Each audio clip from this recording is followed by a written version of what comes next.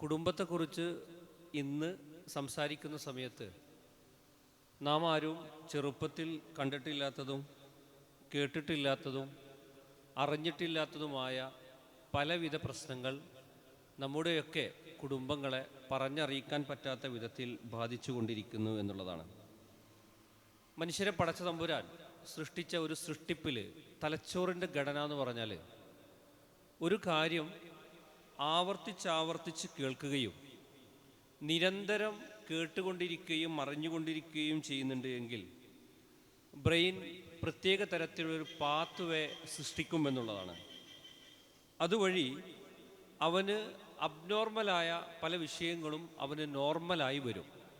അങ്ങനെ പറഞ്ഞാൽ നമുക്ക് തെറ്റായി പണ്ട് തോന്നിയിരുന്നത് ആവർത്തിച്ചാവർത്തിച്ച് നാം കേൾക്കുകയാണ് എങ്കിൽ, ഉദാഹരണത്തിന് നമ്മൾ ചിലപ്പം ചില കുട്ടികളെക്കുറിച്ച് പറയാറുണ്ട്, ഓന് മൊബൈലൊക്കെ എടുത്തിട്ടുണ്ട് എങ്കിൽ ഈ വണ്ടി ഓടിക്കുന്നതും അതുപോലുള്ള വണ്ടിയുമായുള്ള കാര്യങ്ങൾ മാത്രമേ കാണാറുള്ളൂ എന്ന് പറയാറുണ്ട്. അപ്പോൾ അതിനൊരു നന്മയായിട്ട് രക്ഷിതാക്കൾ മറ്റൊന്നും കാണുന്നില്ല, ഇത് മാത്രമാണ് കാണുന്നത് എന്നതാണ്. അവൻ നിയമം തെറ്റിച്ച് വാഹനം ഓടിക്കുന്നത് നിരന്തരം ഒരു കുട്ടി കണ്ടിട്ടുണ്ട് എങ്കിൽ അവനൊരു സൈക്കിൾ എടുത്താൽ വരെ അവൻ ആ നിയമങ്ങൾ തെറ്റിച്ചേ അവന് പോകാൻ സാധിക്കുകയുള്ളൂ എന്നതാണ് തലച്ചോറിൻ്റെ ഒരു ഘടന എന്ന് പറയുന്നത്. രണ്ടാമത്തൊരു സാധനം, വാക്കുകളിൽ നിന്ന് അല്ലെങ്കിൽ ഉപദേശങ്ങളിൽ നിന്ന് പാഠങ്ങൾ ഉൾക്കൊള്ളുന്നതിനേക്കാൾ അധികം അവൻ്റെ ജീവിച്ചു വരുന്ന അവൻ്റെ അനുഭവങ്ങൾ, ഉദാഹരണത്തിന് ചീത്ത പറയുക, അതുപോലെ തന്നെ എപ്പോഴും പഠനമെന്ന് പറഞ്ഞ് കുറേ സ്ട്രെസ് നൽകുക, അതുപോലെ തന്നെ പല വിഷയങ്ങളിലും അവനെ അവഗണിക്കുക, ഇങ്ങനെയൊക്കെ ഉണ്ടെങ്കിൽ അവൻ്റെ തലച്ചോറ് ഒരു ഫിയർ മോഡിലേക്ക്, പേടി എന്ന് പറയുന്ന ഉപ്പയെ പേടി, ഉമ്മയെ പേടി, എല്ലാത്തിലും ഒന്നിലും ഒരു സ്വസ്ഥതയില്ലാത്ത രീതിയിൽ അവൻ്റെ തലച്ചോറ് അല്ലെങ്കിൽ അവളുടെ തലച്ചോറ്, നമ്മുടെ തലച്ചോറ് മാറിക്കൊണ്ടിരിക്കുമെന്നതാണ് തലച്ചോറിൻ്റെ മറ്റൊരു പ്രത്യേകത എന്നുള്ളത്. അതോടൊപ്പം മറ്റൊരു പ്രത്യേകത എന്ന് പറയുന്നത്, അവൻ്റെ കണ്ണിലും കണ്ണുകൊണ്ട് എന്തൊക്കെയാണോ അധികമായി അവൻ കാണുന്നത്, കേൾക്കുന്നത്, അതോടൊപ്പം തന്നെ അവന് ലഭിക്കുന്ന അവൻ്റെ സുഹൃത്തു വലയങ്ങൾ, മീഡിയകളിൽ ലഭിക്കുന്ന അവൻ്റെ ചിന്തകൾ, ഇത് ഏറ്റവും അധികം എന്തൊക്കെയാണോ കണ്ടുകൊണ്ടിരിക്കുന്നത്, ഇതിനനുസരിച്ച് അവൻ്റെ തലച്ചോർ ഷെയ്പ്പ് ചെയ്യപ്പെടും, രൂപകൽപ്പന ചെയ്യപ്പെടുമെന്നതാണ്. ഇതുകൊണ്ടാണ് 1400 വർഷം മുമ്പ് പ്രവാചകൻ സല്ലല്ലാഹു അലൈഹി വസല്ലം പഠിപ്പിച്ച വല്ലാത്ത ഒരു പഠനം, നമുക്കെല്ലാവർക്കും അറിയുന്ന കുല്ലു മൗലൂദിൻ യൂലദു അലൽ ഫിത്തർ, എല്ലാ കുട്ടിയും ജീവിക്കുന്നത്, വളരുന്നത്, അതല്ലെങ്കിൽ എല്ലാ കുട്ടിയെയും പടച്ച തമ്പുരാൻ സൃഷ്ടിക്കുന്നത് ശുദ്ധ പ്രകൃതിയിലാണ്. എന്നാൽ വൽ അബവ, അവൻ്റെ ഉപ്പയാണ്, ഉമ്മയാണ്, അല്ലെങ്കിൽ അവൻ്റെ സാഹചര്യങ്ങളാണ്, അവൻ വളരുന്നു വരുന്ന അവൻ്റെ ചുറ്റുപാടുകളാണ് അവനെ എന്താക്കുന്നത്, ആകെ മോശമാക്കുന്നത്, അവൻ വഴിപിഴച്ചവനും കോപത്തിന് ഇരയായവനുമാക്കി മാറ്റുന്നത് എന്നത്. ഈ ഹദീസിൻ്റെ തുടർന്ന് പ്രവാചകൻ സല്ലല്ലാഹു അലൈഹി വസല്ലം പറഞ്ഞു, പൂർണ്ണമായും വളർച്ചയെത്തി പ്രസവിച്ച ഒരു ഒട്ടകം, ആ ഒട്ടക കുഞ്ഞിന് അതിൻ്റെ കാലിലും കയ്യിലുമൊന്നും അടിയും മുറിവും ഒന്നും ഉണ്ടാവില്ലല്ലോ. അത് പിന്നീട് അവൻ്റെ ഓട്ടത്തിലും ചാട്ടത്തിലുമൊക്കെയാണ് ഈ മുറിവുകൾ സംഭവിക്കുന്നത് എന്നതുപോലെ തന്നെയാണ് മനുഷ്യരായി ജീവിക്കുന്ന ഓരോരുത്തരും ജനിച്ചു വീഴുന്ന നമ്മെ സംബന്ധിച്ചിടത്തോളം നമ്മുടെ സാഹചര്യങ്ങൾ, ചുറ്റുപാടുകൾ എന്ന് പറയുന്നത് ജീവിതത്തെ ഇത്രമാത്രം ബാധിക്കുന്നത് എന്നുള്ളത്. അതുകൊണ്ട് ഒരു കൺകുളിർമ നമുക്ക് ലഭിക്കുക പ്രത്യേകിച്ച് നമ്മുടെ മക്കളെ കാണുമ്പോഴും കുടുംബാന്തരീക്ഷത്തിലുമാണ്. പ്രിയപ്പെട്ടവരെ, ഇപ്പം എനിക്ക് 46 വയസ്സായി. നമുക്ക് ഓരോരുത്തർക്കും ഓരോ കാലങ്ങളുണ്ടാകും. നാം വളർന്ന ഒരു ചുറ്റുപാടുകളിലുമല്ല നമ്മുടെ മക്കളൊന്നും വളരുന്നത്. ഇവരെ കാണുമ്പോൾ ഓരോ കുട്ടിയും വലുതാകുന്ന സമയത്ത് വല്ലാത്ത പേടിയും ആശങ്കകളുമാണ് ഓരോ മാതാവിനും പിതാവിനും ഉള്ളത്. കാലത്തെ പഴി ചേർക്കുന്നു. ഈ കാലത്ത് നാം ചെയ്യേണ്ട ധർമ്മമെന്ത്, കർമ്മമെന്ത്, ചിട്ട എന്തെല്ലാം കാര്യങ്ങൾ ക്രമപ്പെടുത്തേണ്ടതുണ്ട് എന്നതിനെക്കുറിച്ച് ഗഹനമായ ചിന്തകൾ കുടുംബാന്തരീക്ഷത്തിൽ നിലനിൽക്കുന്നില്ല. അതുകൊണ്ട് തന്നെ തികച്ചും ഇങ്ങനെ ചിന്തകൾ, കാഴ്ചപ്പാടുകൾ എല്ലാം മാറി മറിയുന്ന ഒരു കാലത്ത് നിരാശാബോധത്തോടുകൂടി ജീവിക്കുക.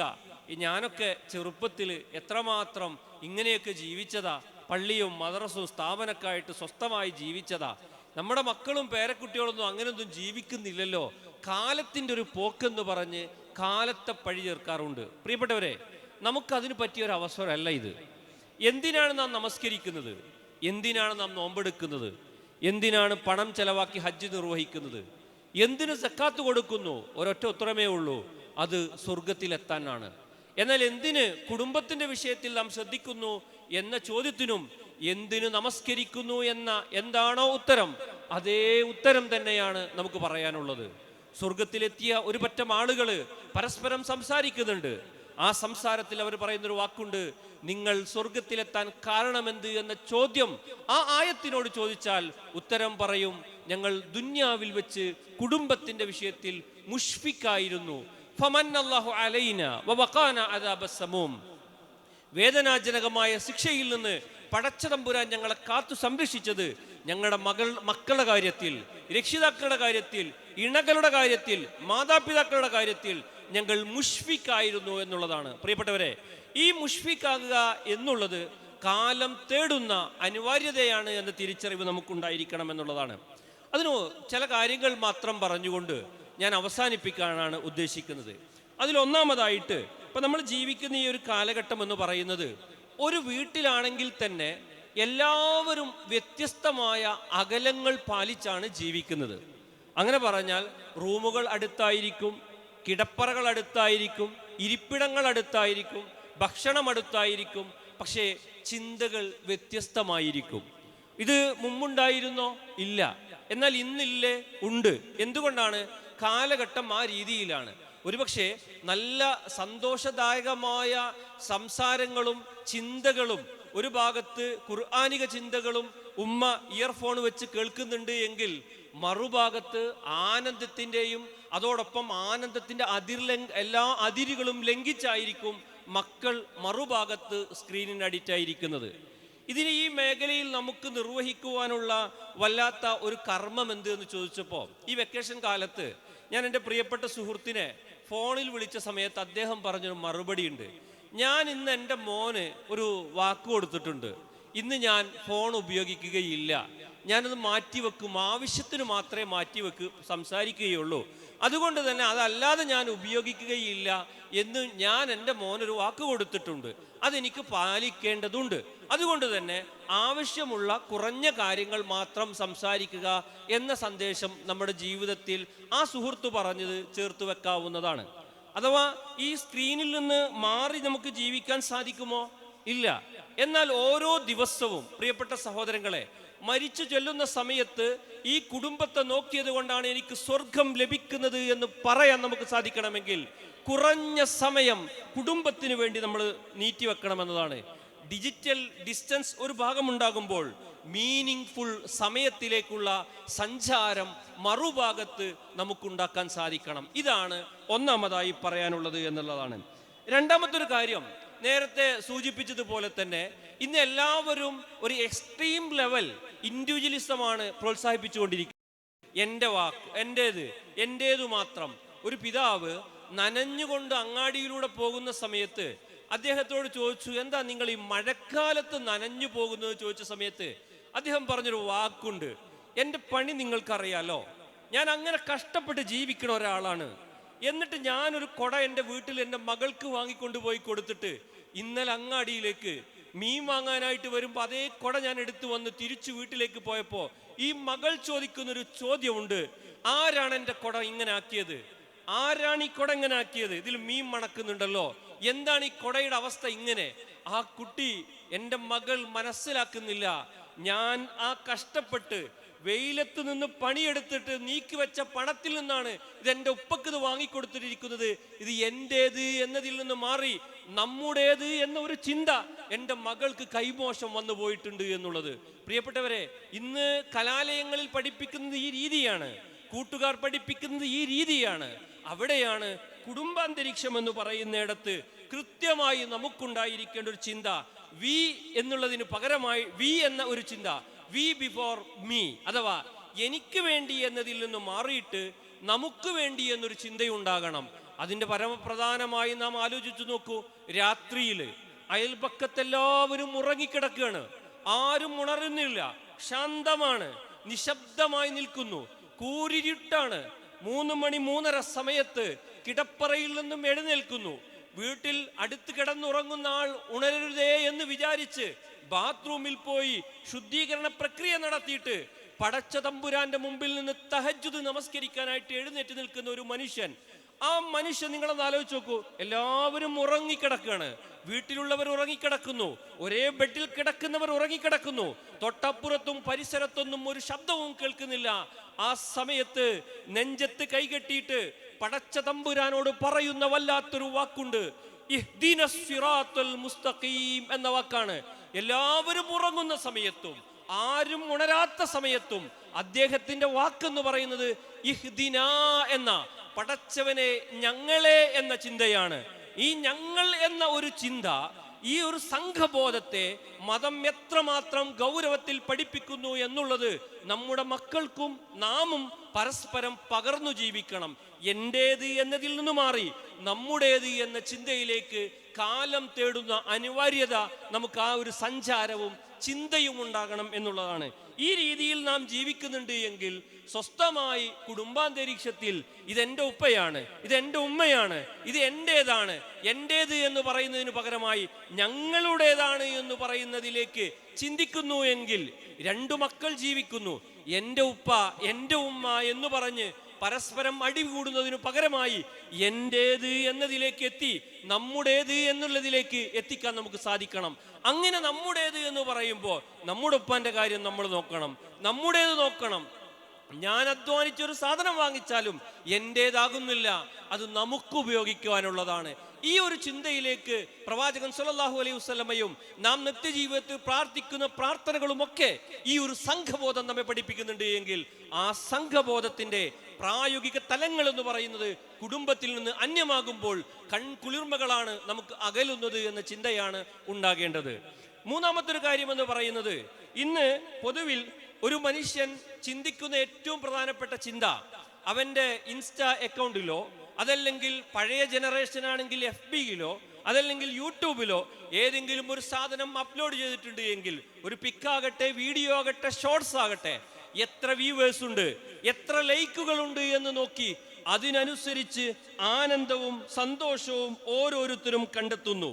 എന്നാൽ സ്വന്തം വീടകങ്ങളിൽ നിന്ന് ഒരു ഇമോഷണൽ സെക്യൂരിറ്റി എന്ന് പറയുന്ന സ്വന്തം ചിന്തകൾ, സ്വന്തം ദുഃഖങ്ങൾ, പ്രയാസങ്ങൾ, സങ്കടങ്ങൾ ഒരു ഉപ്പ വീട്ടിലേക്ക് കയറി വരുന്ന സമയത്ത് ആ ഉപ്പയുടെ മുഖം നോക്കിയിട്ട് പറയാതെ ഉപ്പ അനുഭവിക്കുന്ന പ്രശ്നങ്ങൾ മനസ്സിലാക്കാൻ വളർന്നു വരുന്ന കുട്ടികൾക്ക് സാധിക്കുന്നില്ല എങ്കിൽ, ഇണകൾക്ക് സാധിക്കുന്നില്ല എങ്കിൽ, അന്യമാകുന്നത് കൺകുളിർമയാണ്. എന്തുകൊണ്ടാണ് ഉപ്പ എന്ന് മാത്രം ഞാൻ അവിടെ ആണിനെ മാത്രം സംസാരിച്ചത്?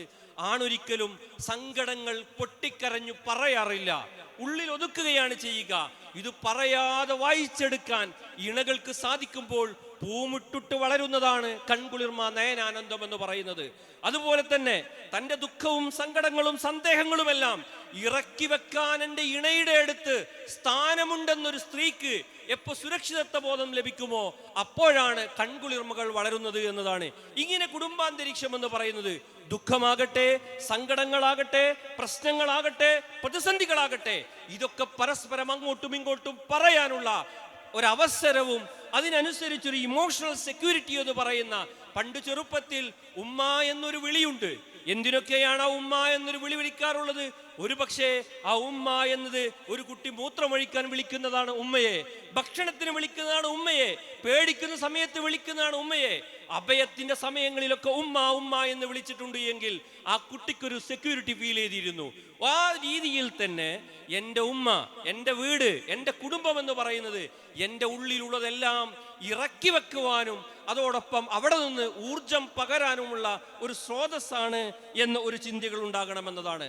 അഥവാ സോഷ്യൽ മീഡിയയുടെ ലഭിക്കുന്ന വാലിഡേഷനേക്കാൾ അപ്പുറം ഒരു ഇമോഷണൽ സെക്യൂരിറ്റി എന്ന് പറയുന്നത് കുടുംബങ്ങളിൽ നിന്ന് ലഭിക്കണം എന്ന ചിന്തയാണ് നമുക്കുണ്ടായിരിക്കേണ്ടത് എന്നതാണ്. നാലാമത്തൊരു പ്രശ്നം എന്ന് പറയുന്നത്, കുടുംബത്തിൽ നമുക്ക് കൺകുളിർമകൾ നഷ്ടമാകാനുണ്ടാകുന്ന മറ്റൊരു പ്രതിസന്ധി എന്ന് പറയുന്നത്, മറ്റൊരുത്തന്റെ ജീവിതത്തെ മുമ്പ് കാലങ്ങളിൽ നോക്കിക്കണ്ടതിനേക്കാളധികം ഇന്ന് നോക്കിക്കാണുന്നു. അഥവാ പണ്ട് അങ്ങാടിയിലിറങ്ങി ഒരാളെ നോക്കിക്കാണ്ടാലോ വീട്ടിൽ നിന്ന് പുറത്തിറങ്ങിയാലോ ആണ് മറ്റൊരുത്തന്റെ ജീവിതം കാണുന്നത്.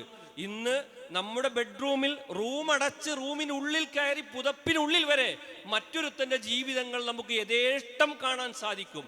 ആ സമയത്ത് ഓൻ്റെ ഒരു ഭാഗ്യം നോക്ക്, എത്രമാത്രം സന്തോഷത്തോടു കൂടി അവരൊക്കെ ജീവിക്കുന്നത്, നമുക്കൊരു സന്തോഷമല്ല എന്ന് പറഞ്ഞ് എപ്പോഴും മറ്റൊരുത്തരെ കമ്പാരിസൺ ചെയ്യാണ്, മറ്റൊരുത്തരെ കമ്പയർ ചെയ്യുക. ഈ കമ്പാരിസൺ കൾച്ചർ വളർന്നുകൊണ്ടിരിക്കുകയാണ്. പരസ്പരം കമ്പയർ ചെയ്യുന്ന, അവൻ്റെ ജീവിതം ഇങ്ങനെ, അവൻ്റെ ശമ്പളക്ക് ഇത്രയേ ഉള്ളൂ, എന്നിട്ടും അയാൾ എത്ര സുന്ദരമായിട്ടാണ് ജീവിക്കുന്നത്, നമുക്ക് ഇത്രയൊക്കെ ഉണ്ടായിട്ട് ഇങ്ങനെ എന്താ ജീവിക്കുന്നത് എന്ന് പറഞ്ഞ് അപരൻ്റെ ജീവിതം സുന്ദരമാണ് എന്ന് പറഞ്ഞ് ആ ജീവിതം എനിക്ക് കിട്ടുന്നില്ലല്ലോ എന്ന് ദുഃഖിക്കുന്ന ആളുകൾ നാൾക്കുനാൾ വർദ്ധിച്ചു കൊണ്ടിരിക്കുകയാണ്. ഇന്നത്തെ കുടുംബ പ്രശ്നങ്ങൾ ഇടപെടുന്ന സമയങ്ങളിൽ വളർന്നു വരുന്ന സമൂഹം എന്ന് പറയുന്നത് ചെറിയ ചെറിയ പ്രശ്നം. നിങ്ങൾ റീലുകളിലൊക്കെ കാണൂലേ, എൻ്റെ ഭർത്താവ്, ചില ഭർത്താക്കന്മാരൊക്കെ ഇങ്ങനെ ജീവിക്കുന്നത്, എനിക്കൊരു പെൺകുട്ടിയല്ലേ, എനിക്കും അങ്ങനെ ഒരു ആഗ്രഹം ഉണ്ടാവില്ലേ, എൻ്റെ ഭാര്യയ്ക്ക് അങ്ങനെ എന്തുകൊണ്ട് എന്നോട് ബിഹേവ് ചെയ്തുകൂടാ. ചെറിയ പ്രശ്നങ്ങളാ. ഈ പ്രശ്നങ്ങൾ ജീവിതത്തിൽ ഇങ്ങനെ ജീവിക്കുക. അപ്പോൾ നമ്മൾ ആലോചിച്ച് നോക്കൂ, ഞാൻ ആദ്യം വെച്ച ഇഹ്ദിന സിറാത്തൽ മുസ്തഖീം എന്ന് വരുന്നതിൻ്റെ തൊട്ടു മുമ്പ് വല്ലാത്തൊരു വാക്കില്ലേ, അള്ളാഹു പടച്ചതമ്പുരാന്റെ നാമത്തിൽ ആരംഭിക്കുന്നു എന്ന് പറഞ്ഞ് ഒരു ഗ്രന്ഥം പഠിപ്പിച്ച ഒന്നാമത്തെ വചനം എന്താണെന്നറിയുമോ? അൽഹംദുലില്ലാഹി റബ്ബിൽ ആലമീൻ. അഥവാ ഗ്രാറ്റിറ്റ്യൂഡിന്റെ മനസ്സിനുണ്ടാകേണ്ടത്. എനിക്ക് സംതൃപ്തിയാണ്, ഇല്ലായ്മയിൽ സംതൃപ്തി. ഒന്നുമില്ലെങ്കിലും പ്രശ്നമില്ല. പ്രവാചകൻ സല്ലല്ലാഹു അലൈഹി വസല്ലമയുടെ റൂം ഒന്ന് സങ്കല്പിച്ചു നോക്കൂ പ്രിയപ്പെട്ടവരെ. പ്രവാചകൻ സല്ലല്ലാഹു അലൈഹി വസല്ലമയുടെ റൂം ടൈലിട്ടിട്ടില്ല, മെത്ത എന്തെങ്കിലും ഈത്തപ്പയുടെ ഓലയോ തടിയോ ആണ്. അവിടെ കയ്യെത്തുന്ന ദൂരത്ത് സ്വിച്ചുകളില്ല, ശീതീകരിച്ച റൂമുകളില്ല, കറങ്ങുന്ന ഫാനുകളില്ല. ആ റൂമിൽ കിടന്നുറങ്ങി, അവിടെ നിന്ന് കിടന്നുറങ്ങി എഴുന്നേൽക്കുമ്പോഴാ അൽഹംദുലില്ലാ എന്ന മതപ്രയോഗമാ എനിക്ക് പരാതിയില്ല എന്ന് പറയുന്നത്. ഒരു നേരത്തെ ഭക്ഷണം ലഭിച്ചിട്ടുണ്ട് എങ്കിൽ വിശപ്പ് മാറുകയില്ല. മറ്റൊരു സമയത്ത് ഭക്ഷണം കിട്ടുമോ എന്നവർക്ക് അറിയില്ല. ആ സമയത്ത് വിശപ്പ് മാറിയിട്ടില്ല, ആധുനിക രുചിക്കൂട്ടുകളില്ല. എന്നിട്ടും അവർ പറഞ്ഞ സംസ്കാരം എന്താണെന്നറിയുമോ?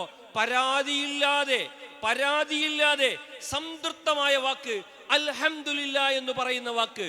നമസ്കാരത്തിന് ശേഷം ആവർത്തിച്ച് 33 തവണ അൽഹംദുലില്ലാ എന്ന മന്ത്രം നമ്മോട് പറയാൻ പഠിപ്പിച്ചത് എന്തിനാണെന്നറിയോ?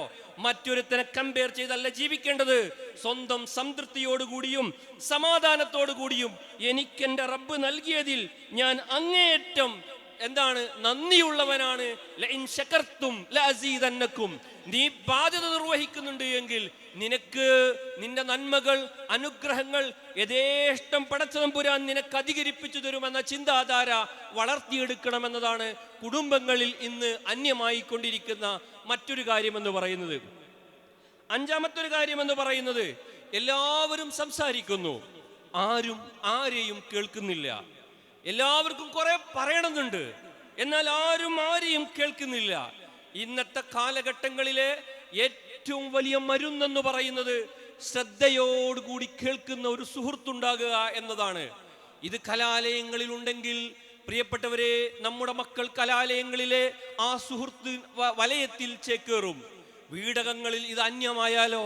എൻ്റെ ഉമ്മ ഞാൻ പറയുന്നത് കേൾക്കുന്നില്ല, എൻ്റെ ഉപ്പ ഞാൻ പറയുന്നത് കേൾക്കുന്നില്ല, എന്നെ കുറ്റപ്പെടുത്തിയാണ് സംസാരിക്കുന്നത്, എൻ്റെ മനസ്സിലെ വിഷമങ്ങളും സങ്കടങ്ങളും ഇറക്കി വെക്കുവാൻ സാധിക്കുന്നില്ല. എന്തിനാ പടച്ചവൻ 2 ചെവി തന്നത്? കുറെ കേൾക്കാനാ. എന്തിനാ നാവ് പടച്ചവൻ 1 തന്നത്? കുറച്ച് സംസാരിക്കാനാ. കേട്ടുകഴിഞ്ഞാലോ? ഒരുത്തന്റെ പ്രശ്നം കേട്ടുകഴിഞ്ഞാൽ നമുക്ക് എന്തെങ്കിലും ചെയ്യാൻ പറ്റുമോ? ഒന്നും ചെയ്യാൻ പറ്റുന്നില്ലെങ്കിൽ പോലും കേൾക്കുക എന്ന് പറയുന്നത് വലിയ ഒരു ധർമ്മമാണ്.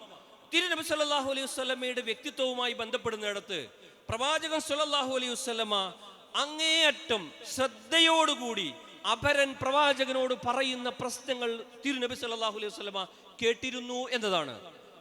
ഹദീസ് ഗ്രന്ഥങ്ങളുണ്ടല്ലോ, ഈ ഗ്രന്ഥങ്ങളിൽ നിന്ന് ഓരോന്നെടുക്കുന്നത് എങ്ങനെയാ?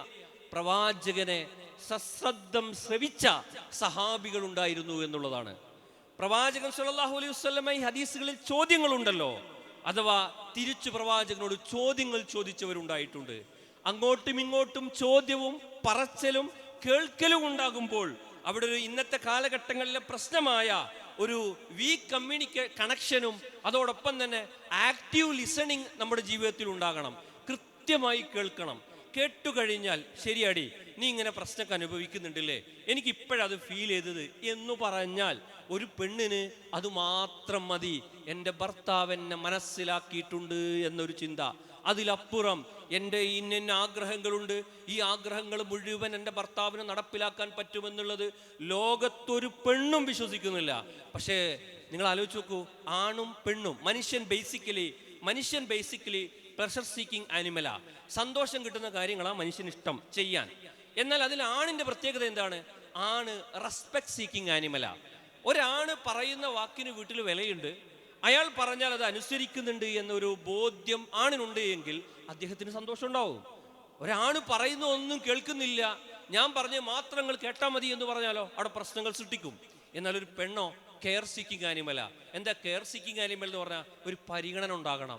നിങ്ങൾ ആലോചിച്ച് നോക്കൂ, ശരീരത്തിൽ ഒരു 6-7 ദിവസം, ഒരു മാസത്തിൽ നീ നമസ്കരിക്കേണ്ടടി, നോമ്പ് നോക്കണ്ട, നീ തവാഫ് ചെയ്യണ്ട, ഖുർആൻ ഓതണ്ട എന്ന് പറഞ്ഞ് നിനക്ക് ശരീരത്തിൽ പ്രയാസമുണ്ട് എന്ന് പറഞ്ഞ് ഒരു മെൻസസ് പീരീഡിൽ പടച്ച തമ്പുരാൻ എത്രമാത്രമാ ഒരു പെണ്ണിനെ കെയർ ചെയ്തിട്ടുള്ളത്.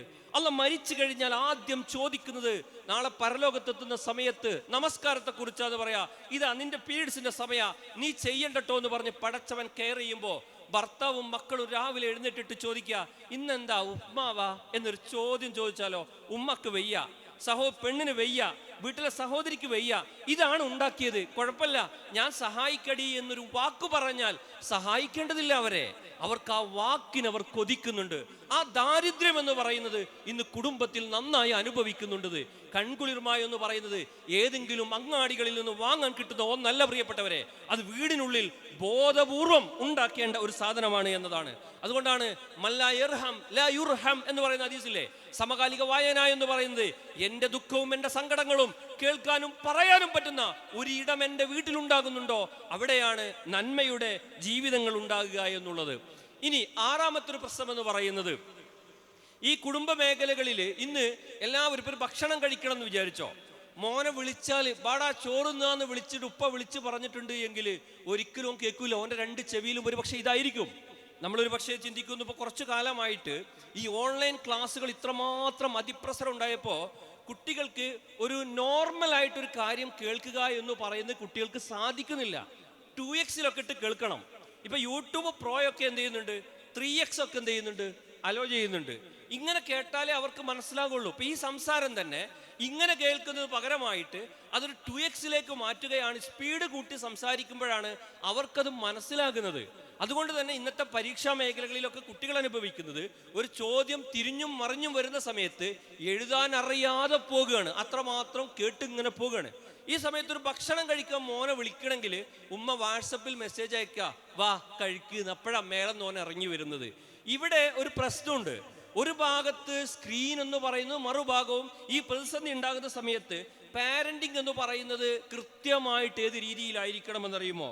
അതൊരു പാരന്റിങ് ബൈ ഗാഡ്ജറ്റ് ആകരുത്, പാരന്റിങ് ബൈ പ്രസൻസ് ആയിരിക്കണം. പാരന്റിങ് ബൈ ഗാഡ്ജറ്റ് എന്നതിൽ നിന്ന് മാറിയിട്ട് പാരന്റിങ് എന്ന് പറയുന്നത് പ്രസൻസിലേക്ക് മാറുവാൻ നമുക്ക് സാധിക്കണം എന്നുള്ളതാണ്. അങ്ങനെ പ്രസൻസിലേക്ക് മാറിയാലോ, മകൻ വായിക്കുന്നു അടുത്തു പോയി ഇരിക്കുന്നു, മകൾ വായിക്കുന്നു അടുത്തു പോയി ഇരിക്കുന്നു, ഉമ്മ വെളിച്ചം എഴുതുന്നു കുട്ടി അടുത്തിരിക്കുന്നു, ഈ ചോദ്യം അറിയുന്നില്ല. നിങ്ങൾ ആലോചിച്ച് നോക്കൂ, ഇങ്ങനെയൊക്കെ ഒരു അവസരം നമ്മുടെ കുടുംബങ്ങളിൽ മുമ്പുണ്ടായിരുന്നല്ലോ. ഇത് കൈമോശം വരുന്നത് കാലത്തിന്റെ പ്രശ്നമാണോ? അല്ല, ഇന്നത്തെ കാലത്ത് ഞാനും നിങ്ങളും ഒക്കെയാണ് ഒരു കുടുംബത്തെ നയിച്ചു കൊണ്ടുപോകുന്നത് എന്ന ആ പ്രശ്നമാണ് നാം തിരിച്ചറിയേണ്ടത് എന്നതാണ്. മറ്റൊന്ന്, ഏഴാമത്തെ ഒരു പ്രശ്നം എന്ന് പറയുന്നത്, പ്രത്യേകിച്ച് മലയാളികളായ നാം ജീവിക്കുന്ന ഒരു കാലഘട്ടം എന്ന് പറയുന്നത് ഒരു പ്രശ്നങ്ങൾ എപ്പോഴും ഒരു കോൺഫ്ലിക്റ്റുകൾ ഉണ്ടാക്കുകയാണ്. കോൺഫ്ലിക്റ്റ് ഉണ്ടാക്കുക എന്ന് പറഞ്ഞാൽ, അപ്പൊ മുഖ്യമന്ത്രി കേരളത്തിനായിട്ടില്ല, നമ്മൾ രാവിലെ മുതൽ ഒരു യൂട്യൂബ് എടുത്തിട്ടുണ്ട് എങ്കിൽ, നിങ്ങൾ സോഷ്യൽ മീഡിയയിലാണ് കയറിയിട്ടുണ്ട് എങ്കിൽ, നിങ്ങളൊന്ന് ആലോചിച്ച് നോക്കൂ, ചെറിയ ഒരു വാക്കിനെ തന്നെ വളച്ചൊടിച്ച് എങ്ങനെ റീച്ച് കൂട്ടാം എന്ന വ്യവസായത്തിലേക്ക് കാര്യങ്ങൾ പോകുമ്പോൾ നമ്മളൊന്ന് കാണുന്നതല്ല മറിച്ച് കാണുന്നത്, ഇതല്ല മറ്റൊന്ന് കാണുന്നത്, മൊത്തത്തിൽ ഒരു കോൺഫ്ലിക്റ്റ് ഉണ്ടാക്കുക, പ്രശ്നം സൃഷ്ടിക്കുക എന്ന് പറയുന്നത് പ്രത്യേകിച്ച് മലയാളി മീഡിയയിലെ വലിയൊരു സംസ്കാര ശൂന്യതയായി മാറിയിട്ടുണ്ട്. ഇവിടെയാണ് നാം നമ്മുടെ മക്കളെ പഠിപ്പിക്കേണ്ടത്. പ്രശ്നങ്ങൾ പറഞ്ഞല്ല അവർ ജീവിപ്പിക്കേണ്ടത്. ഉമ്മ പ്രശ്നം പറയുന്നവളാണ് എങ്കിൽ ആ കുടുംബത്തിൽ സ്വസ്ഥത ഉണ്ടാവില്ല. ഉപ്പ പ്രശ്നം പറയുന്നവനാണ് എങ്കിൽ ആ കുടുംബത്തിൽ സ്വസ്ഥത ഉണ്ടാവില്ല. അങ്ങനെ പറഞ്ഞാല് പഞ്ചസാരല്ല എന്നുള്ളത് പ്രശ്നമായിട്ടാണ് ഉമ്മ അവതരിപ്പിക്കുന്നത് എങ്കിൽ അവിടെ സ്വസ്ഥത എന്ന് പറയുന്ന ഒരു സാധനം ഉണ്ടാവില്ല.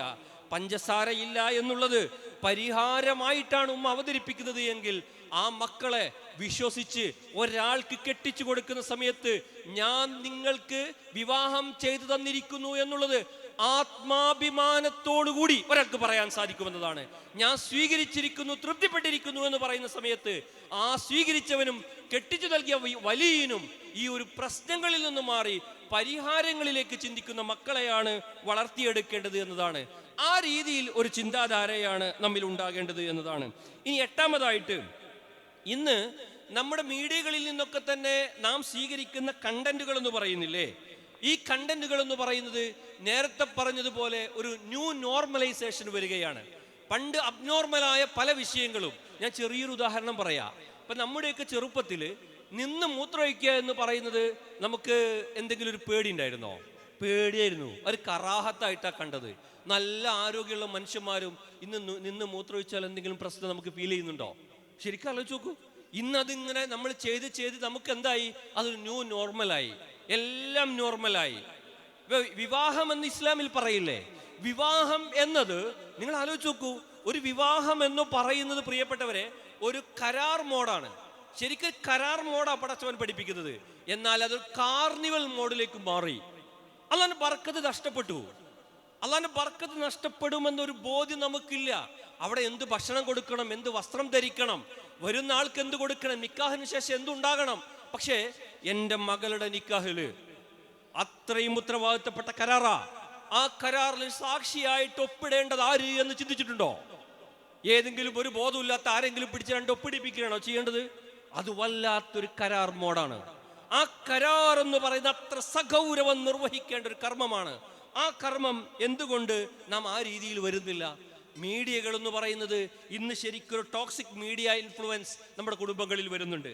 അതിൽ നിന്ന് മാറി ഒരു ഇസ്ലാമിക് മീഡിയ അവയർനെസ്സിലേക്ക് വരണം. അത് നമ്മുടെ കുടുംബങ്ങളെ ചിട്ടപ്പെടുത്തി എടുക്കുവാൻ നമുക്ക് ധർമ്മവും കർമ്മവും ഉണ്ട് എന്നുള്ളതാണ്. ഒൻപതാമതായിട്ട് പ്രിയപ്പെട്ടവരെ, വീടകങ്ങൾ എന്ന് പറഞ്ഞാൽ ഇന്ന് ശ്മശാന സമാനമാണ്. എവിടെ ശ്മശാനത്തിന്റെ പ്രത്യേകത എന്താണ്? നിശബ്ദമാണ്. പണ്ടൊക്കെ നമ്മുടെ ചെറുപ്പങ്ങളിലൊക്കെ ഇത് പറയുന്ന സമയത്ത് എൻ്റെ മനസ്സിൽ പുത്തുമലയിലും ചൂരൽമലയിലൊക്കെ വളർന്ന കാലത്ത് വീട്ടിൽ കാരണവന്മാരുടെ ഓത്തുകൾ കേൾക്കായിരുന്നു. വീടുകളിൽ നിന്ന് അവരെ കേട്ടു വളർന്ന നമ്മുടെ ശബ്ദം, എൻ്റെ ഉപ്പയുടെ ഓത്ത് എങ്ങനെ എന്നുള്ളത് എനിക്ക് കേട്ട അനുഭവമുണ്ടോ? എൻ്റെ ശബ്ദം കേട്ടെൻ്റെ മക്കൾക്ക് മനസ്സിലാക്കാൻ സാധിക്കുന്നില്ല എങ്കിൽ നമ്മുടെ മക്കൾക്ക് കൈമാറ്റ പ്രക്രിയയിൽ ഭംഗം വന്നിട്ടുണ്ടോ എന്ന് ആലോചിച്ച് നോക്കൂ. മഗ്‌രിബിന്റെ സമയമായാൽ അന്ന് ഒരു വിളക്ക് കത്തിച്ച് എല്ലാവരും ഇരുന്നു കൊണ്ട്, നിങ്ങൾ ആലോചിച്ച് നോക്കൂ, കാറ്റടിച്ചാൽ വിളക്ക് കെടും. ഇന്ന് കാറ്റടിച്ചാൽ, ശക്തമായ കാറ്റടിച്ച് കറണ്ട് പോയാലും അവിടെ ഇൻവേർട്ടർ സംവിധാനം നമുക്കിടയിലുണ്ട്. അതൊന്നും ഇല്ലെങ്കിൽ പോലും എല്ലാവർക്കും സ്വന്തമായി ലൈറ്റ് ഉപയോഗിക്കാൻ പറ്റുന്ന സംവിധാനം നമ്മുടെ കരങ്ങളിലുണ്ട്. എന്തേ ഖുർആനിന്റെ ശബ്ദങ്ങൾ അവിടെ നിന്ന് വരാത്തത്? എന്തേ അള്ളാഹുവിന്റെ ഇബാദത്ത് കർമ്മങ്ങൾ നിർവഹിക്കുന്നിടത്ത് കൂട്ടായ ശ്രദ്ധ നമ്മുടെ വീടുകളിൽ ഇല്ലാതെ പോകുന്നു? നിങ്ങൾ ആലോചിച്ച് നോക്കൂ. ഇങ്ങനെ ഒരു സൗന്ദര്യം എന്ന് പറയുന്നത്, ഇസ്ലാമിന്റെ ഒരു സൗന്ദര്യം എന്ന് പറയുന്ന ഒരു നാം ശരിക്കും പറയച്ചൽ മാത്രമായിട്ടുണ്ട്, ജീവിതമില്ലല്ലോ. കുട്ടികൾ തമ്മിൽ പ്രവാചകൻ സല്ലല്ലാഹു അലൈഹി വസല്ലമ ലോക ഗുരുവാ. ഈ പ്രവാചകൻ സല്ലല്ലാഹു അലൈഹി വസല്ലമ കളിക്കാറില്ലേ മക്കളോട്? എന്തുകൊണ്ടാണ് ഗ്രൗണ്ടിൽ ഇറങ്ങുന്ന സമയത്ത് കുട്ടികൾക്ക് സന്തോഷം കിട്ടുന്നത്? കൂട്ടുകാരികളുമായി എത്തുന്ന സമയത്ത് സംസാരിക്കുമ്പോൾ അവർക്ക് സന്തോഷം കിട്ടുന്നത് എന്തുകൊണ്ടാണ്? അവർക്ക് എപ്പോഴാണ് ഒരു കോൺഫിഡൻസ് ലഭിക്കുന്നത്? നിങ്ങൾ ആലോചിച്ച് നോക്കൂ. ഏതു സമയത്താണെന്നറിയുമോ? ഏതു സമയത്താ എന്ന് പറഞ്ഞാൽ അവർക്ക് പരസ്പരം പറയാനും ചിരിക്കാനും. വീട്ടിലെത്തുമ്പോൾ ആകെ നിശബ്ദയാകുന്നുണ്ട് എങ്കിൽ എവിടെയാണ് ആ ആ സാഹചര്യവും അതുപോലെ തന്നെ അവരുടെ സന്തോഷവും ഒക്കെ തന്നെ അവർക്ക് എപ്പോഴും ആനന്ദിക്കുവാനും സംസാരിക്കാനും പറ്റുന്ന ഒരു ഇടമാകേണ്ടേ അവർക്ക്? പ്രവാചകൻ സല്ലല്ലാഹു അലൈഹി വസല്ലമ കളിച്ചിരുന്നു എന്ന് പറയുന്നുണ്ട് എങ്കിൽ, നാം നമസ്കരിക്കാൻ ഇമാമ് നിൽക്കുന്നു, ബാപ്പയുണ്ട് എങ്കിൽ അതേ ബാപ്പ മകനോടൊപ്പം കളിക്കണം. അത് ചെറിയ പ്രായമല്ല, ഏതു പ്രായത്തും കളിക്കണം. ആ കളിക്കുവാൻ പറ്റുന്ന ഓരോ ചെറിയ ചെറിയ സാധനങ്ങൾ ഇന്ന് എനിക്ക് തോന്നുന്നത് ഈ ഓൺലൈൻ സംവിധാനങ്ങളിൽ പഴയ കാലത്തെ അപേക്ഷിച്ചുകൊണ്ട് 100, 200, 300 രൂപക്ക് വാങ്ങിക്കാൻ പറ്റുന്ന നല്ല കുടുംബങ്ങളിൽ ഇരുന്നു കൊണ്ട് വെല്ലിമ്മയും മക്കളും വെല്ലിപ്പയും ഒക്കെ തന്നെ ഓരോ സമയത്ത് ഇരുന്നു കൊണ്ട് കളിക്കുകയും മക്കളെ പരാജയപ്പെടുത്തുന്നു, അവർ രക്ഷിതാക്കളെ പരാജയപ്പെടുമ്പോൾ അവന്റെ വികാരം എന്തെന്ന് മനസ്സിലാക്കുന്നു. അങ്ങനെയുള്ള ഒരു ബന്ധം ഊഷ്മളമാക്കാൻ പറ്റിയ നല്ല നല്ല സാധനങ്ങൾ ഉണ്ട് എന്ന് തികച്ചും അനുഭവത്തിന്റെ അടിസ്ഥാനത്തിൽ മനസ്സിലാക്കിയ ഒരാളാണ് ഞാൻ. ആ അർത്ഥത്തിൽ കുടുംബാന്തരീക്ഷം എന്ന് പറയുന്നത് തികച്ചും ഒരു ഇന്നത്തെ കാലഘട്ടം ഒരു ലാക്ക് ഓഫ് സ്പിരിച്വൽ അറ്റ്മോസ്ഫിയറിൽ നിന്ന് മാറിയിട്ട് ഒരു സ്പിരിച്വൽ അറ്റ്മോസ്ഫിയർ ബോധപൂർവം നമ്മുടെ വീടുകളിൽ ഉണ്ടാകണമെന്ന ചിന്ത ഉണ്ടാകണ്ടേ. രാവിലെ ബാപ്പ എഴുന്നേറ്റിട്ട് നമ്മുടെ മക്കൾ ആരെങ്കിലും എഴുന്നേറ്റിട്ട് സ്കൂൾ തുറന്ന സമയത്ത് സ്കൂളിൽ പോകാതെ ഉറങ്ങിപ്പോയി എന്ന് പറയുന്ന ഏതെങ്കിലും വീടുണ്ടോ? വല്ലാത്തൊരു ചോദ്യം. ഉറങ്ങിപ്പോയി, സ്കൂളിൽ പോകാൻ പറ്റിയില്ല എന്ന് പറയുന്നുണ്ടോ? ഈവൻ മദ്രസയിൽ പോകുന്ന സമയത്ത് ഡെയിലി ഉറങ്ങിപ്പോയി എന്ന് പറയോ? ഇല്ല, വിളിക്കൂലേ? എന്തേ? സുബഹിക്ക് ഇതേ വാപ്പാക്ക് വിളിച്ചിട്ട് പള്ളിയിലേക്ക് പോകുന്ന സമയത്ത്, പ്രിയപ്പെട്ട ഉമ്മമാരെ, നിങ്ങൾ പള്ളിയിലേക്ക് രാവിലെ എഴുന്നേൽക്കുന്ന സമയത്ത് സ്വന്തം മകനോടും മകളോടും എത്ര ആളുകൾക്ക് ഉള്ളിൽ തട്ടി സ്നേഹമുണ്ട്. തൊട്ടടുത്ത ഹയ്യ അലൽ ഫലാഹ്, വിജയത്തിലേക്ക് വാ എന്ന് വിളിച്ചോതി പറയുന്ന സമയത്ത് എഴുന്നേക്ക് പോ എന്ന് പറയുന്ന ഉമ്മമാർ ഇന്നില്ലേ? പിന്നെ എവിടെയാ കൺകുളിർമയുണ്ടാകുക? അങ്ങനെ വിളിക്കാൻ ഉപ്പക്ക് സാധിക്കുന്നില്ലേ? എവിടെയാണ് ഇന്ന് പാരന്റിങ് എന്ന് പറയുന്നത് ഉള്ളത്? നമ്മുടെ മക്കളെ ചേർത്ത് പിടിക്കണ്ടേ? അവരെല്ലാം കണ്ടല്ല വളരുന്നത്, അല്ല കേട്ടല്ല വളരുന്നത്, കണ്ടാണ് അവൾ വളരുന്നത്. ഞാനും എൻ്റെ ഇണയും തമ്മിൽ വഴക്ക് കൂടുന്നതും മടി കൂടുന്നതും എൻ്റെ മക്കൾ കാണാനിടയാകുന്നുണ്ട് എങ്കിൽ ഒരു തർക്കവുമില്ല, അവർ നാളെ സമാനമായും ഇതിനേക്കാൾ വലുതവർ ചെയ്തുകൊണ്ടിരിക്കുമെന്നുള്ളതാണ്. അവിടെയാണ് പരസ്പരം സ്നേഹപ്രകടനങ്ങളും പരസ്പരം മതകീയമായ ഒരു അന്തരീക്ഷവും നമ്മുടെ വീടകങ്ങളിൽ ഉണ്ടാകണമെന്നുള്ളത്. ഇന്നലെ ഒരു പെൺകുട്ടി പെട്ടെന്ന് പറഞ്ഞൊരു സംസാരമുണ്ട്. മിനിയാന്ന് ഒരു ക്യാമ്പിൽ പോയി പുറത്തു വന്നപ്പോൾ പറഞ്ഞു, ഞാൻ മഫ്ത ഇട്ടപ്പോഴാണ് എനിക്കൊരു കോൺഫിഡൻ്റ് ഉള്ളത് എന്ന് പറഞ്ഞു. അപ്പോൾ എപ്പോൾ നല്ലൊരു കോൺഫിഡൻ്റ് ആയി, മഫ്ത ഇട്ട സമയത്ത് ഇങ്ങനെ കുത്തിയപ്പോൾ ഒരു കോൺഫിഡൻ്റ് ആയി എന്ന് പറഞ്ഞു. അപ്പോൾ ആ സമയത്ത് ഞാൻ മോളോട് ചോദിച്ചു, എൻ്റെ പെങ്ങളെ മോളാ, അപ്പോൾ അവളോട് ചോദിച്ചു, അതെന്തടി നീ അങ്ങനെ പറഞ്ഞു വെച്ചു? അപ്പോൾ എന്നോട് ഒരു മാമ, എല്ലാ കുട്ടികളും ഇപ്പൊ പറയുന്നത് ക്ലാസ്സിലൊക്കെ വന്നാൽ ഒരു ലിപ്റ്റിക് ഇട്ട് കഴിഞ്ഞാലാ എനിക്കൊരു കോൺഫിഡൻ്റ് ആയി എന്ന് പറയുക. അത് നമ്മൾക്ക് അതിൽ നിന്ന് മാറി നാം ചിന്തിക്കണ്ടേ? നാം ഈ വാക്കുകളെ നമ്മളല്ലേ പ്രൊമോട്ട് ചെയ്യേണ്ടത്? വല്ലാതെ എനിക്കൊരു ബഹുമാനം തോന്നിപ്പോയി 9ാം ക്ലാസ്സിൽ പഠിക്കുന്ന എൻ്റെ മോളോട്. അവൾ പറഞ്ഞ, ഇപ്പോഴാണ് എനിക്കൊരു കോൺഫിഡൻ്റ് ആയത്. അത് വീട്ടിൽ നിന്നാ ഇപ്പോഴാണ് എനിക്കൊരു കോൺഫിഡൻ്റ് ആയത്. കുട്ടികൾ ഒരു ലിപ് ബാം ഇട്ടാഴേ എനിക്കൊരു എന്ത് ചെയ്യുള്ളൂ, കോൺഫിഡൻ്റ് ആകൂ എന്ന് പറയുന്നതിലേക്ക് കാലം പോയി. അതിനർത്ഥം ഈ ബാപ്പ പറയാ, അത് ഹറാമാട്ടോ, അത് അങ്ങനെ ചെയ്യരുതിട്ടോ. എന്തുകൊണ്ട് ഹറാം എന്ന് പറഞ്ഞു കൊടുത്താൽ എന്തുകൊണ്ട് ഇത് പറ്റുന്നില്ല എന്ന് നമ്മുടെ മക്കളെ ബോധ്യപ്പെടുത്താൻ നമുക്ക് സാധിച്ച, വീട്ടിൽ നിന്ന് നമുക്ക് സാധിച്ച ഒരു തർക്കമില്ല. ഈ മക്കൾ പഴയ കാലത്തെ അപേക്ഷിച്ചുകൊണ്ട് നന്നായി സ്വീകരിക്കും. എന്തുകൊണ്ട് എന്ന് നമുക്ക് പറയാൻ അത് സാധിക്കുന്നില്ല എങ്കിൽ അവർക്ക് പറ്റുന്ന ഏരിയകളിലേക്ക് അവരെന്ത് ചെയ്യും, ചേക്കേറുമെന്നാണ്. അവസാനമായി 10ാമതായിട്ട് ഇന്ന് നമുക്ക് നന്നായി മെറ്റീരിയൽ സക്സസ് ഉണ്ട്. അങ്ങനെ പറഞ്ഞാൽ ഇപ്പം ഈ ഒരു സമ്മേളനം നമ്മൾ സംഘടിപ്പിച്ചപ്പോൾ നമുക്ക് ശബ്ദത്തിന് പ്രശ്നമില്ല, വെളിച്ചത്തിന് പ്രശ്നമില്ല, എല്ലാത്തിനും. ഇനി മഴ പെയ്തു, പ്രതികൂല കാലാവസ്ഥയായിട്ട് നാം ധരിച്ച സമയത്ത് വരെ നമുക്കൊരു പ്രശ്നമില്ലാതെ നടത്താൻ പറ്റുന്നുണ്ട്. അത്രമാത്രം മെറ്റീരിയലിസം എന്ന് പറയുന്നത് നമ്മുടെ അടുത്തുണ്ട്, ഒരു തർക്കമില്ല. പണ്ടത്തെ പെട്രോൾ മാക്സ് കത്തിച്ചിട്ടും അതുപോലെ തന്നെ ചൂട്ട് കത്തിച്ചിട്ടും നടന്ന പ്രോഗ്രാമിൽ നിന്ന് തികച്ചും വ്യത്യസ്തമായി എല്ലാ അർത്ഥത്തിലുമുള്ള സൗകര്യങ്ങൾ നമുക്കുണ്ട്. എന്നാൽ അവിടെ നമ്മൾ ആലോചിച്ച് നോക്കൂ, ഒരു ഇമോഷണൽ ബോണ്ടിങ് എന്ന് പറയില്ലേ, വൈകാരികമായിട്ടുള്ളൊരു ബന്ധം. ഞാൻ നേരത്തെ പറഞ്ഞതുപോലെ തൊട്ടടുത്ത റൂമിൽ നിന്നൊന്ന് ചുമക്കുന്ന ഉമ്മയുണ്ടെങ്കിൽ ഇപ്പുറത്ത് ഉറക്കം നഷ്ടപ്പെടുന്ന മകനുണ്ടാകണ്ടേ? അതെങ്ങനെ ഉണ്ടാകുക? ഉമ്മ അപ്പുറത്ത് ചുമക്കുമ്പോ ഇപ്പുറത്ത് പടച്ചോനെ എൻ്റെ ഉമ്മ അങ്ങനെ ചുമക്കുന്നുണ്ടല്ലോ എന്നൊരു ഫീൽ എങ്ങനെ ഉണ്ടാകുക? അവിടെയാണ് റബ്ബിർഹംഹുമാ കമാ റബ്ബയാനി എന്നൊരു പ്രയോഗത്തിന്റെ പ്രത്യേകത. അക്കമ എന്ന് പറഞ്ഞാൽ എന്താണെന്ന് അറിയാം നമുക്ക്? പ്രസവിച്ചു എന്നുള്ളത് കൊണ്ടുണ്ടാവില്ല, അവന്റെ ബാപ്പ ഞാനാണ് എന്നുള്ളത് കൊണ്ടുണ്ടാവില്ല. അക്കമ എന്ന പ്രയോഗമല്ലേ ഒരു ഇമോഷണൽ ഡെപ്പോസിറ്റ്. അവന്റെ ക്രിട്ടിക്കൽ സ്റ്റേജിൽ, ഫൗണ്ടേഷൻ പീരീഡിൽ, ഫ്ലെക്സിബിൾ പീരീഡിൽ, ആ ഓർമ്മയില്ലാത്ത കാലഘട്ടങ്ങളിൽ ഈ നന്മകൾ ബോധപൂർവം അവന്റെ പിതാവും മാതാവും അവനിൽ ഡെപ്പോസിറ്റ് ചെയ്തിട്ടുണ്ട് എങ്കിൽ, എത്ര വാർദ്ധക്യമായിട്ടുണ്ട് എങ്കിലും യഥേഷ്ടം അത് വിഡ്രോവൽ ചെയ്യാൻ സാധിക്കും. ചെറുപ്രായത്തിൽ നൽകേണ്ടത് നൽകാതെ എല്ലാം ഒരു ടോക്സിക്കായി ജീവിച്ച് ഒരു എല്ലാത്തിനെയും എതിർത്ത് ഒരാള് ഒരു സദസ്സിൽ വന്ന് സംസാരിച്ചാലും അയാൾ ഒരു നേതൃത്വത്തിലെത്തിയാലും എവിടെയൊക്കെ അയാൾ സംസാരിക്കുന്നുണ്ട് എങ്കിലും സ്വന്തം വീട്ടിൽ നിന്ന് കിട്ടിയ അനുഭവത്തിന്റെ വെളിച്ചത്തിലല്ലാതെ അയാൾക്ക് മാറാൻ സാധിക്കില്ല. അപ്പൊ ഈ വീടകങ്ങൾ എന്ന് പറയുന്നത് ചെറുപ്രായത്തിൽ അവർക്ക് നൽകേണ്ട ശിക്ഷണങ്ങൾ അങ്ങനെ നൽകാൻ ഞാനും നിങ്ങളും എന്തുകൊണ്ട് അങ്ങനെ നൽകണം?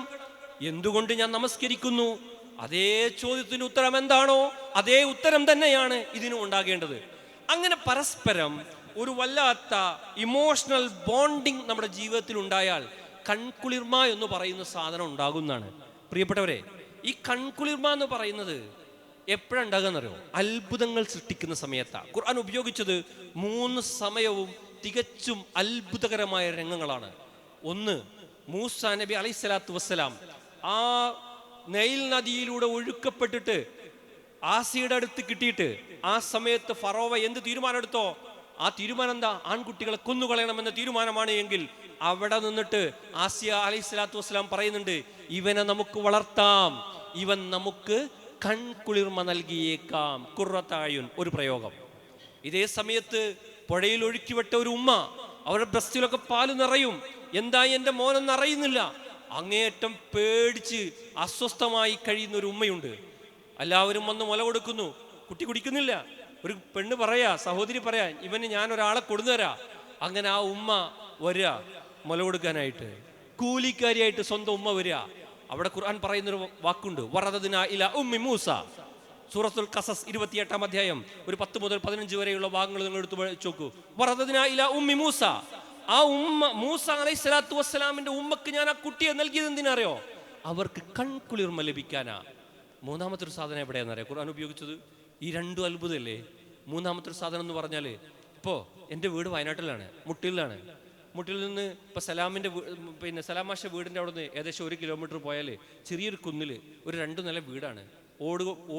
ഓടിട്ട വീടാണ് മേൽഭാഗം. ഇഷ്ടിക കൊണ്ട് തേച്ചിട്ടൊന്നുമില്ല, ചുവപ്പ് ഇഷ്ടികകളാണ് ഉള്ളത്. നിങ്ങളുടെ മനസ്സിൽ എൻ്റെ ഒരു വീടിൻ്റെ സങ്കല്പം വന്നില്ലേ? അതെ, സ്വർഗം എന്ന് പറയുമ്പോൾ അരുവികളുണ്ട്, തോപ്പുകളുണ്ട്, അവിടെ ഇന്നതുണ്ട് എന്ന് പറയുമ്പോൾ നമ്മുടെ മനസ്സിലൊക്കെ ഒരു ഹൈ പവർ വിഷ്വലൈസേഷൻ ഉണ്ടല്ലോ, സ്വർഗത്തിൽ ഇങ്ങനെ ഉണ്ട് എന്നുള്ളത്. അതെ, ഒരു സമ്മാനം ഒരാൾക്ക് കൊടുക്കുന്നുണ്ട് എങ്കിൽ അത് നേരെ നിനക്ക് സമ്മാനം ഉണ്ടെന്ന് പറഞ്ഞ് കൊടുക്കുന്നതാണോ ഏറ്റവും സന്തോഷം? സർപ്രൈസ് ആയിട്ട് കൊടുക്കുന്നതാണോ സന്തോഷം? സർപ്രൈസ് അല്ലേ? ഈ സർപ്രൈസ് ആയി കൊടുക്കുന്നത് ഇന്ന് തുടങ്ങിയതാണോ? ഇന്നത്തെ കാലഘട്ടത്തിലുള്ളതാണോ? പഴയ കാലത്തുണ്ടായിരുന്നോ? അവിടെയാണ് തതജാഫ ജുനൂബുഹും അനിൽ മലാജ് 32-ാം അധ്യായം സൂറ സജദ. രാത്രി കിടന്നിട്ട് ഉറക്കം വരാതെ എഴുന്നേറ്റിട്ട് തഹജ്ജുദ് നമസ്കരിക്കുന്ന ഒരു മനുഷ്യല്ലേ, ആ മനുഷ്യന് പടച്ചോൻ സ്വർഗം കൊടുക്കുമെന്ന് പറഞ്ഞ വാക്കെന്താ അറിയോ? ഫലാ തഅലമു നഫ്സുൻ മാ ഉഖ്ഫിയ ലഹു. അല്ലാഹ് സർപ്രൈസ് ആയിട്ടാ കൊടുക്കുക. അവന്റെ മനസ്സിൽ അവൻ വിഷ്വൽ ചെയ്ത ഒന്നുമല്ല പടച്ചവൻ കൊടുക്കുന്നത്. അത് കൊടുക്കുന്ന സമയത്ത് അവൻ ഉണ്ടാകുന്ന ആ നയനാനന്ദതയാണ് കൺകുളിർമ എന്ന് പറഞ്ഞ് അത്ഭുതമാണ്. ഈ അത്ഭുതമാണ് നമ്മുടെ ജീവിതത്തിൽ ഉണ്ടാകണം. റബ്ബനാ ഹബ് ലനാ മിൻ അസ്വാജിനാ വദുരിയാതിനാ ഖുർറത അയുൻ, കൺകുളിർമ ഉണ്ടാകണം എന്ന് പറഞ്ഞില്ലേ? ദേഷ്യം പിടിക്കുമെന്ന് വാപ്പ തോന്നുന്ന സമയത്ത് ദേഷ്യം പിടിക്കാതിരിക്കലാണ് പാരന്റിങ്. ഉമ്മക്ക് സങ്കടം ഉണ്ടാകുമെന്ന് തോന്നുന്ന സമയത്ത് സങ്കടം ഇല്ലാതിരിക്കലാണ് പാരന്റിങ്. പരസ്പരം ഒരാളെ എൻ്റെ പ്രശ്നം പറയാതെ കണ്ടറിഞ്ഞ് അവരിലേക്ക് ചേർത്ത് വെക്കുന്ന സമയത്ത് ഉണ്ടാകുന്ന ഒന്നാണ് കൺകുളിർമ എന്ന് പറയുന്നത്. പ്രശ്നങ്ങളും പ്രതിസന്ധികളും അനുഭവിക്കുന്ന സമയത്ത് ചേർത്ത് വെച്ച് 2 തട്ട് തട്ടിയാൽ ആ പൊടി വീഴുന്നതിന് പകരമായി ഉള്ളിലെ വിങ്ങലുകൾ വീഴുമ്പോഴുണ്ടാകുന്ന നയനാനന്ദത്തെയാണ് കൺകുളിർമ എന്ന് പറയുന്നത്. ഈ കൺകുളിർമ നാം ഉണ്ടാക്കേണ്ടതാണ്, ഇത് ഉണ്ടാകുന്നതല്ല.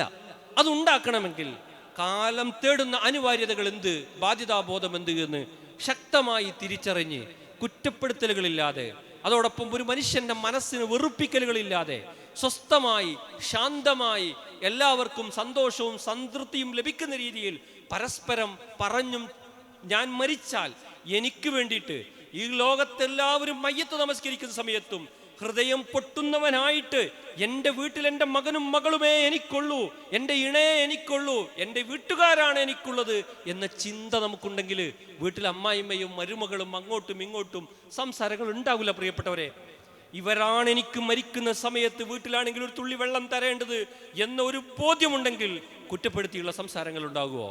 ആക്രോധങ്ങൾ ഉണ്ടാകുമോ? വെറുപ്പിക്കലുകൾ ഉണ്ടാകുമോ? അവളുടെ അസാന്നിധ്യത്തിൽ അവളെക്കുറിച്ചും അവനെക്കുറിച്ചും ഇല്ലായ്മകൾ പറയുമോ? നമ്മൾ നേരത്തെ പറയുന്ന നിർഭയത്വം നൽകുന്ന വിശ്വാസം നമ്മുടേതാണ് എങ്കിൽ ആ വിശ്വാസത്തിൽ നിന്ന് ആരെയും പേടിക്കാത്ത നിർഭയത്വമുള്ള അഥവാ വിശ്വാസത്തിൽ മലീമസങ്ങൾ വന്നിട്ടില്ല എങ്കിൽ ഉറപ്പുണ്ടാകണം സ്വഭാവത്തിൽ ആ വിശ്വാസത്തിന്റെ സംസ്കാരം ഉണ്ടാകണം എന്നുള്ളത്. ആ സംസ്കാര സീമകൾ അതിർലംഘനം ഉണ്ടാകാൻ പാടില്ല എന്ന കൃത്യമായ ബോധ്യതലം നമുക്കുണ്ടാകണം. അങ്ങനെ ഉണ്ടെങ്കിൽ നിങ്ങൾ ആലോചിച്ച് നോക്കൂ, നാളെ മരിച്ചു ചെല്ലുന്ന സമയത്ത് നിങ്ങൾക്ക് എങ്ങനെയാണ് സ്വർഗം കിട്ടിയത് എന്ന് ചോദിക്കുന്ന സമയത്ത് അവർ പറയുന്ന വാക്കില്ലേ, ഞങ്ങൾ ദുന്യാവിൽ വെച്ച് 52-ാം അധ്യായം സൂറത്തൂറിൽ ഞങ്ങൾ ദുന്യാവിൽ വെച്ച് കുടുംബത്തിന്റെ വിഷയത്തിൽ മുഷ്ഫിക്കായിരുന്നു. ഫമന്നല്ലാഹു അലൈന വവഖാന അദാബസ് സമൂം, വേദനാജനകമായ ശിക്ഷയിൽ നിന്നും അള്ളാഹു ഞങ്ങളെ കാത്തു സംരക്ഷിച്ചു. ഈ സ്വർഗം ഞങ്ങൾക്ക് പടച്ചവൻ നൽകി. ആ സ്വർഗത്തിലെത്തണോ? സ്വർഗത്തിന്റെ കവാടമായിട്ട് കുടുംബത്തെ നോക്കിക്കാണാൻ സാധിക്കണം. ഇതൊരു ക്യാമ്പയിൻ നടത്തി തീർക്കാനുള്ളതല്ല. ഈ ലാഫ് എന്ന് പറയുന്നതിൻ്റെ രണ്ടാമത്തെ ഒരു പ്രോഗ്രാം നടത്തി തീർക്കലല്ല. ഇത് കഴിഞ്ഞാൽ എൻ്റെ ജീവിതത്തിൽ എന്തു മാറ്റം വരുത്തണം എന്നുള്ളത് ഞാൻ വിലയിരുത്തണം. എൻ്റെ ജീവിതത്തിൽ നാം ഓരോരുത്തരുടെയും ഓള് നന്നാകട്ടെ ഓൻ നന്നാകട്ടെ എന്ന ചിന്തയുണ്ടോ? അങ്ങനെ ചിന്തിക്കുന്നുണ്ട് എങ്കിൽ നമ്മളാണ് ആ കുടുംബത്തിൽ ഏറ്റവും വലിയ പ്രശ്നം എന്ന് ചിന്തിക്കേണ്ടതുണ്ട്. ഞാൻ എന്ത് മാറ്റേണ്ടതുണ്ട് എന്ന ചിന്തകൾ ഉണ്ടാകുന്നുണ്ട് എങ്കിൽ ഒരു തർക്കവുമില്ല, സ്വസ്ഥമായി സുന്ദരമായി നമുക്ക് ജീവിക്കാൻ പറ്റും.